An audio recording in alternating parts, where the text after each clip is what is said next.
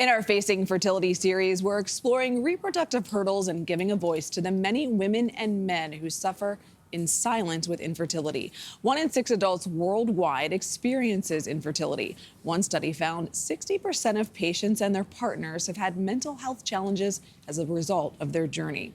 In the book, Grief is Love, author Marisa Renee Lee tells us how she found joy and fulfillment after experiencing grief that came with infertility and pregnancy loss. Marisa Renee Lee joins us now. Good morning. So good to see you. Thank you. It was really incredible in your book. You said after your pregnancy, you felt foolish for mourning a clump of cells. Yeah. And that you had to give yourself permission to grieve. What did you mean by that? I think that people don't understand that when you lose a pregnancy, it's not about like the physical loss. It is so much more about the loss of hope, the loss of the plans that you and a partner perhaps had for your family. Like it is very, very challenging to wrap your mind around. And I just reached a point where I realized I needed to be okay being sad and having a hard time if I was ever going to get through it. And I think with pregnancy loss and infertility versus the loss of a loved one, it's often in private. You feel shame, and it's difficult to deal with that. Shame, failure, anger.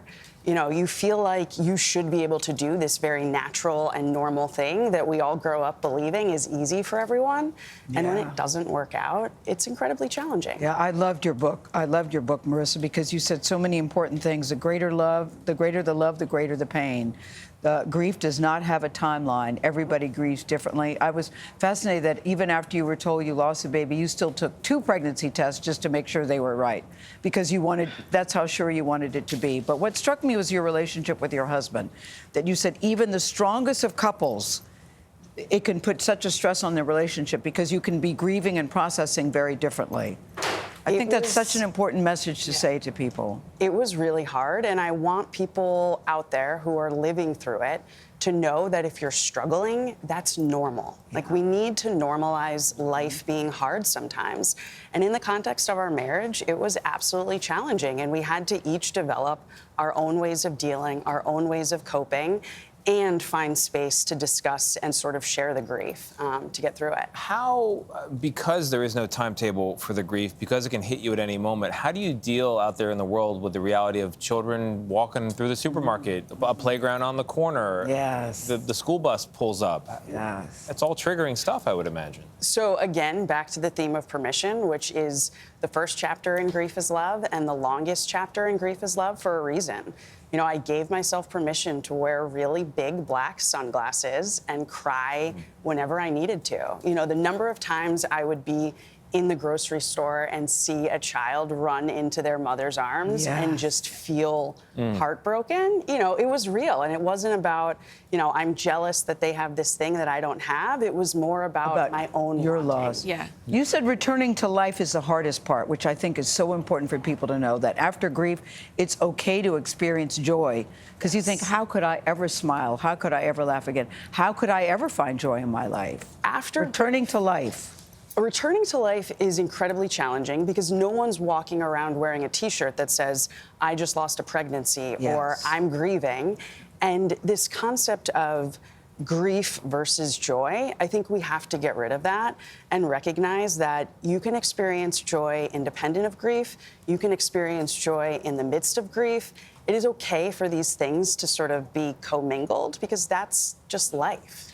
We were talking in the green room. We both had miscarriages, about those triggers, seeing children, kid birthday parties, baby showers. What can loved ones do who have a family member or friend going through pregnancy loss, infertility struggles? So I tend to think about support in the land of grief of any kind in 3 pillars. So thing 1, just show up.